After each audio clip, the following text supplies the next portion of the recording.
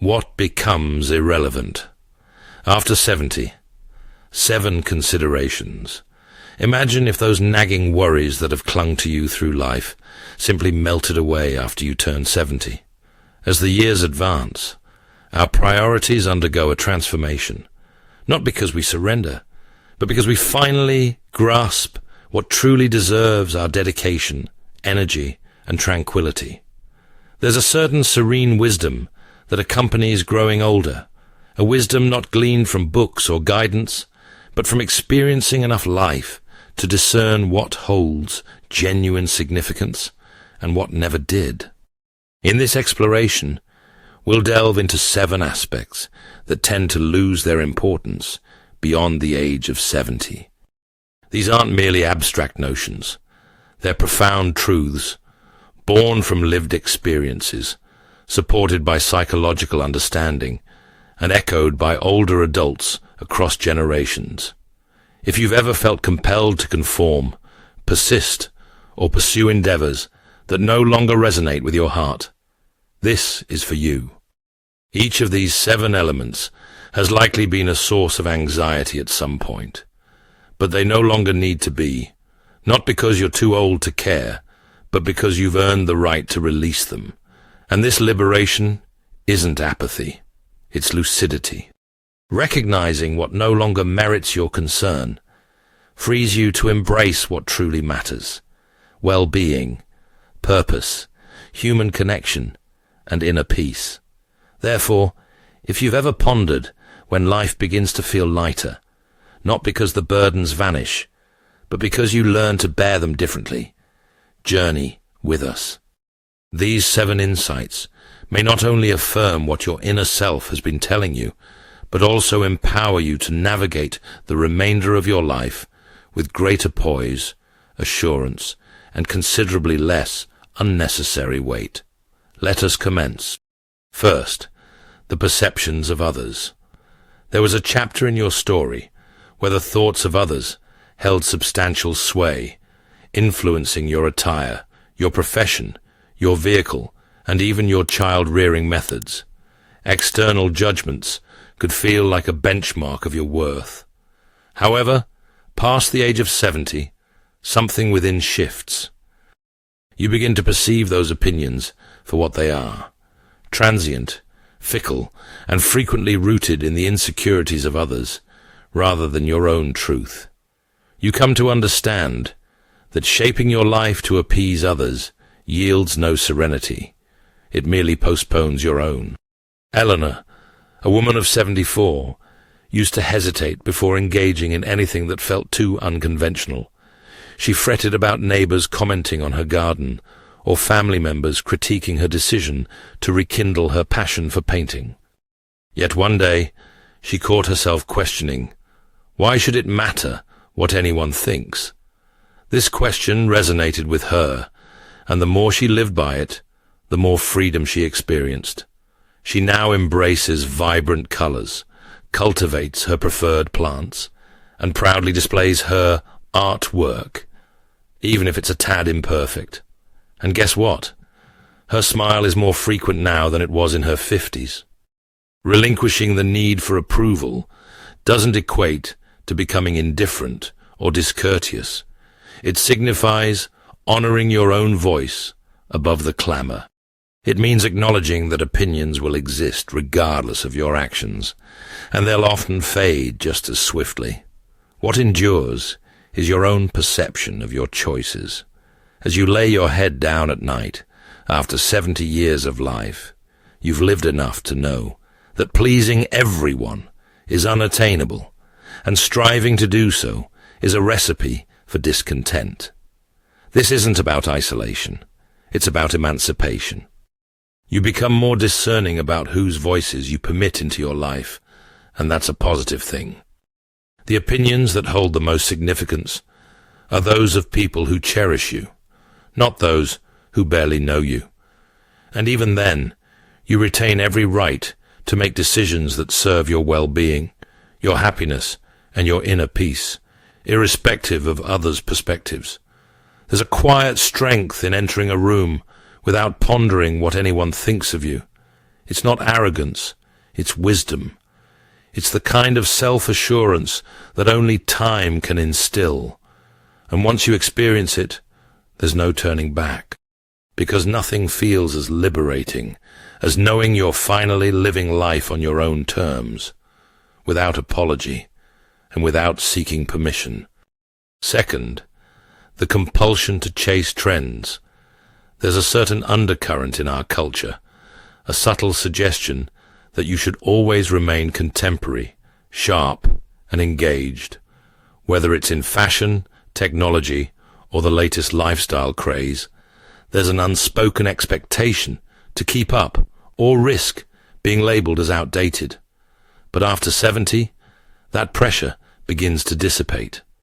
You start to recognize the superficiality of most trends, their fleeting rise and fall, and their minimal contribution to your joy, your comfort, or your sense of self. Harold, a man of 78, used to dress as everyone else did. If jeans were snug, he purchased snug jeans. If phones became smarter, he upgraded, even without a genuine need. However, it wasn't until he acquired a pair of soft corduroys that fit perfectly and reverted to reading paper books because he cherished their scent and feel that he realized he didn't care about being trendy. He cared about being at ease, about being himself, and that shift provided him with more contentment than any new gadget ever could.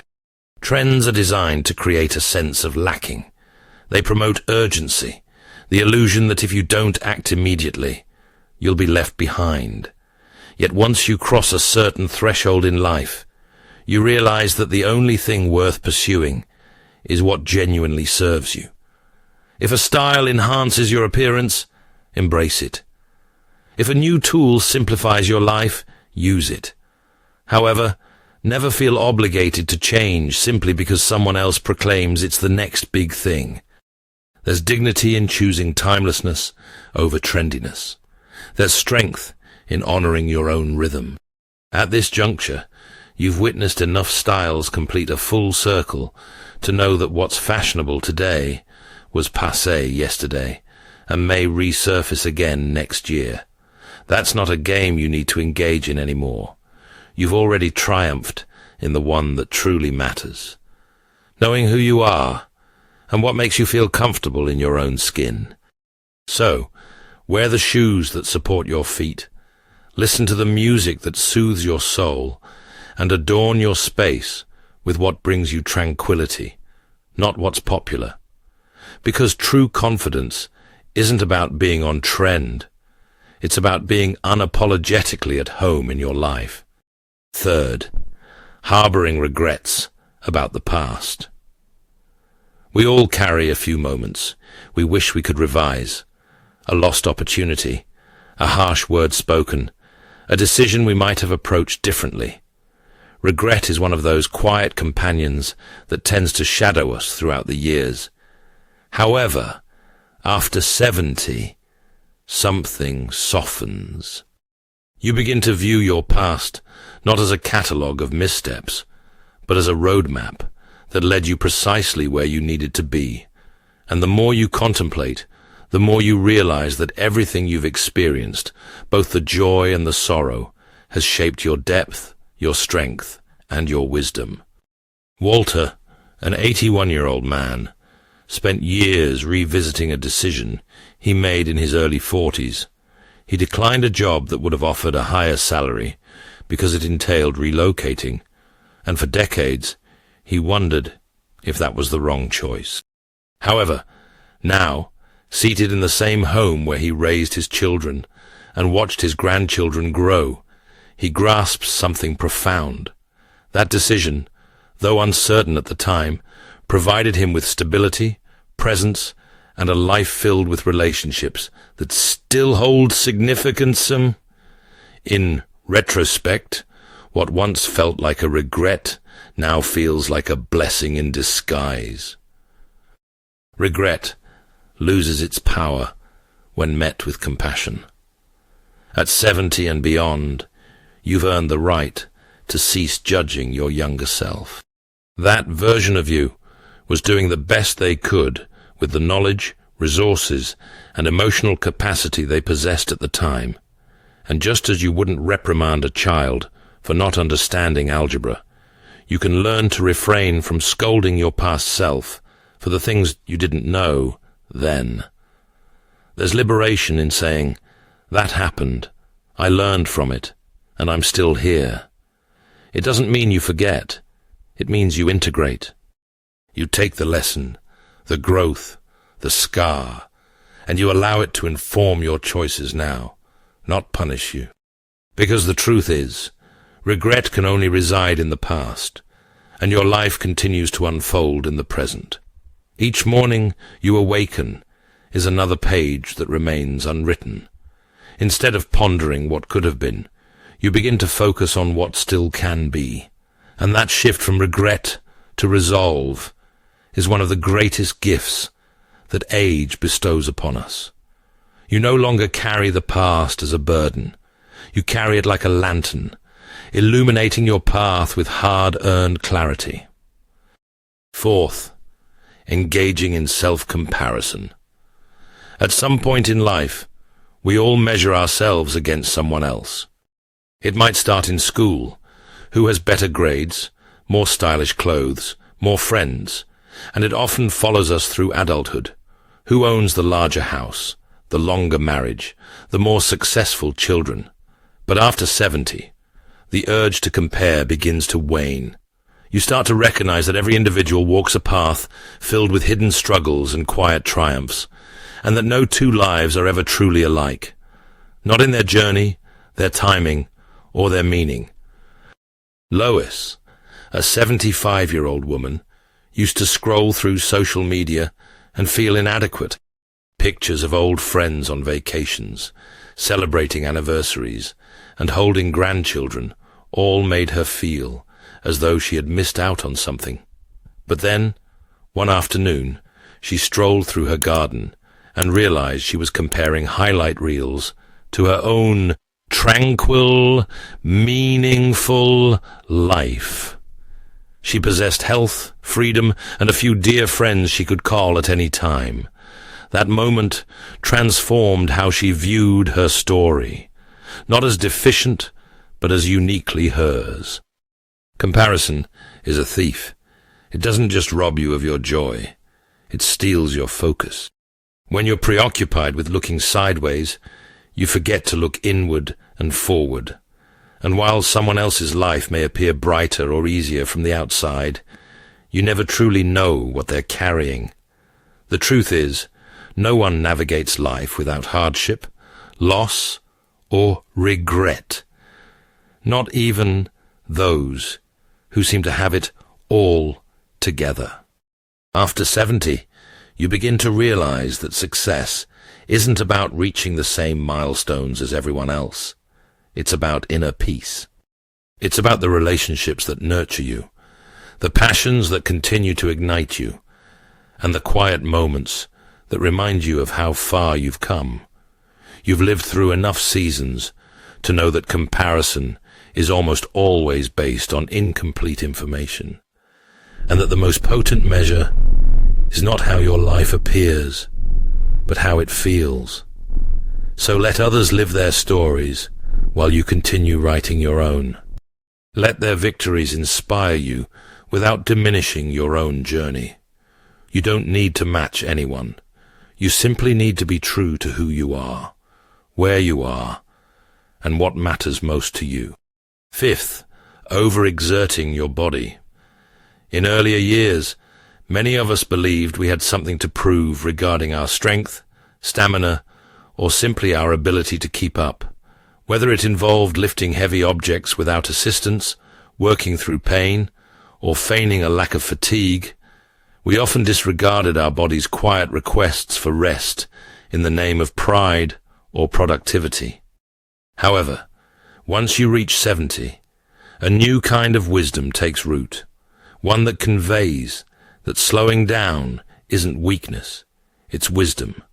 Resting isn't defeat, it's respect. And conserving your energy isn't laziness, it's an act of self-preservation. Charles, an 80-year-old man, used to insist on mowing his own lawn every week, even in the sweltering summer heat. He rationalized that it was good exercise, that he was maintaining his independence. However, after a dizzy spell one afternoon landed him in the doctor's office, he realized something had shifted. His body wasn't telling him to stop.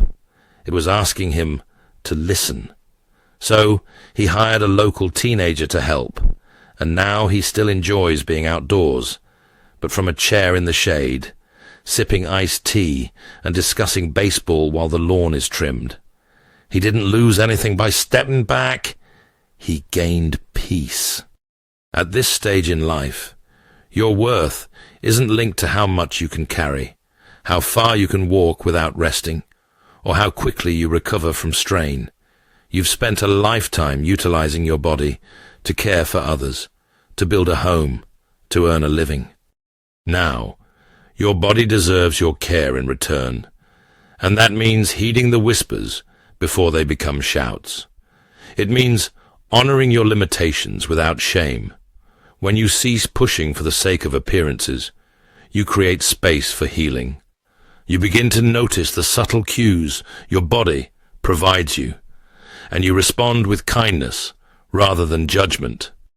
You learn to stretch gently, to walk at your own pace, to take naps when needed, and to request assistance without embarrassment. There is strength in knowing when to act and when to pause. Rest isn't giving up. It's a form of participation in your own longevity. And pacing yourself isn't about accomplishing less. It's about accomplishing what matters most, with presence and clarity. You don't need to prove anything to anyone anymore, not even to yourself.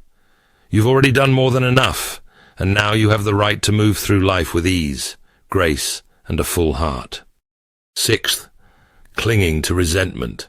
There's a heaviness associated with resentment. Even when it's buried deep, it lingers quietly, influencing your thoughts, depleting your energy, and keeping portions of your heart closed off. In earlier years, harboring a grudge can feel like a form of protection, as though staying angry safeguards you from being hurt again. However, by the time you reach 70, you begin to recognize how much those old wounds cost you. And suddenly, the energy required to remain angry simply doesn't seem worthwhile anymore. Phyllis, a 79-year-old woman, experienced a falling out with her sister in their 50s. The specifics faded over time, but the distance persisted. For years, every family gathering was fraught with tension and polite avoidance. However, after a recent surgery reminded her of life's fragility, Phyllis picked up the phone. They spoke for an hour, not about the past, but about their grandchildren, their gardens, and their memories. That call didn't erase everything, but it softened the edges. It provided them both with a sense of peace they hadn't experienced in years. Releasing a grudge doesn't imply that what happened was acceptable. It means deciding that your peace matters more than your pain. It means acknowledging that forgiveness isn't always for the other person, it's for you. Because when you carry bitterness for too long, it begins to occupy space that could be filled with joy, connection, and healing. There's freedom in releasing old anger. There's lightness in choosing not to rehearse that old conversation one more time in your mind. You begin to understand that people are flawed, complicated, and often inflict harm from their own places of pain. And, while that doesn't excuse the harm, it explains it. It helps you soften, not for their sake, but for yours. Forgiveness doesn't always necessitate reconciliation. Sometimes it simply means saying, "I'm done carrying this," and setting it down. It means granting yourself permission to move forward without dragging the weight of the past behind you. You have better things to carry now: hope, joy, curiosity, and love. And those things flourish in a heart that's not entangled in old pain. Seventh, adhering to someone else's timeline. Throughout life, we're told that there's a schedule we're supposed to follow. Graduate by this age, settle down by that age, retire at this point, find love by that point. It's a script most of us have felt pressure to perform, and if we didn't hit those marks on time, we often felt behind, as if we'd somehow missed our chance. But after 70, that entire framework starts to crumble. You begin to see how artificial those deadlines were, and how much joy exists outside of the so-called schedule. Henry, an 82-year-old man, started taking piano lessons last year. He'd always wanted to play, but never had the time or the nerve to start. He worried he'd be too slow, too stiff, or just too late. But now, every morning, his fingers move across the keys with shaky determination and quiet pride. He doesn't care about mastering it. He cares about the music, the curiosity, the feeling of doing something just for himself. And that's what makes it beautiful. After 70, you begin to understand that nothing meaningful in life has an expiration date. Love, learning, creativity, healing, these things don't stop because of a number. They expand when given room. And the truth is, rushing towards someone else's idea of success only distracts you from discovering your own. Whether you start a hobby, mend a relationship, or take a leap of faith, the timing is perfect if it feels right to you now. Letting go of the race doesn't mean giving up. It means waking up to the fact that the most fulfilling chapters of your life might still be unwritten, that your story doesn't need to match anyone else's outline to be meaningful, and that joy, growth, and discovery aren't reserved for the young. They're reserved for the willing. So, if something's been tugging at your heart, don't ask if it's too late. Ask instead, is this still calling me? If the answer is yes, then it matters, and if it matters to you, that's enough. You're not behind. You're right where you're meant to be, writing a life that honors your own pace, your own desires, and your own truth. In closing, as we conclude this exploration, take a moment to contemplate the 7 aspects we've considered. Which ones resonated with you? Which ones gave you permission to breathe a little easier, to be a little kinder to yourself? Perhaps you recognize that you've already relinquished some of these, or perhaps this is the first time you're realizing how much unnecessary weight you've been carrying. Either way, there's no better time than now to lighten the load. Life after 70 isn't a decline, it's an awakening. An awakening to your own voice, your own needs, your own rhythm. It's when you cease chasing things that don't serve you and start cherishing the things that do. You've earned this peace, not by avoiding hardship, but by navigating through it, and every step you've taken, even the ones you questioned, brought you to this place of clarity. Releasing what doesn't matter isn't about becoming indifferent. It's about becoming intentional, about choosing presence over pressure, joy over judgment, and depth over distraction. And the more you embrace that, the more room you make for connection, purpose, and meaning in the years ahead. So as you move forward, remember, you don't need to keep up. You don't need to look back. You only need to be here, fully present, fully yourself, and fully open to what still awaits. Because what doesn't matter anymore has cleared the way for what truly does.